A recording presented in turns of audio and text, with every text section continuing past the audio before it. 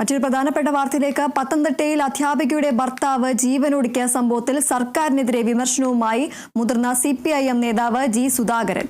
ഉദ്യോഗസ്ഥരുടെ അഴിമതിയെക്കുറിച്ചും അലംഭാവത്തെക്കുറിച്ചും മേലധികാരികളോട് പറഞ്ഞിട്ടും പ്രയോജനമുണ്ടായില്ലെങ്കിൽ അതിനർത്ഥം ഭരണകൂടം പരാജയപ്പെട്ടുവെന്നാണ്.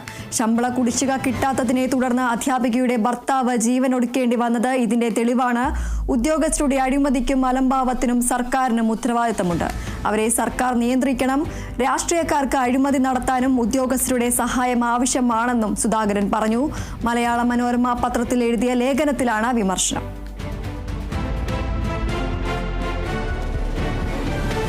പത്തനംതിട്ടയിൽ അധ്യാപികയുടെ ഭർത്താവ് ജീവനൊടുക്കിയ സംഭവത്തിൽ സർക്കാരിനെതിരെ വിമർശനവുമായി മുതിർന്ന CPIM നേതാവ് G. സുധാകരൻ.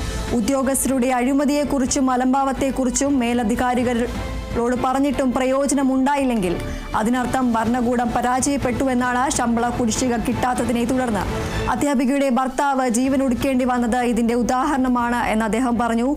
ഉദ്യോഗസ്ഥരുടെ അഴിമതിക്കും അലംഭാവത്തിനും സർക്കാരിനും ഉത്തരവാദിത്തമുണ്ട്. അവരെ സർക്കാർ നിയന്ത്രിക്കണം. രാഷ്ട്രീയക്കാർക്ക് അഴിമതി നടത്താനും ഉദ്യോഗസ്ഥരുടെ സഹായം ആവശ്യമാണെന്നും സുധാകരൻ പറഞ്ഞു. മലയാള മനോരമ പത്രത്തിൽ എഴുതിയ ലേഖനത്തിലാണ് അദ്ദേഹത്തിന്റെ വിമർശനം.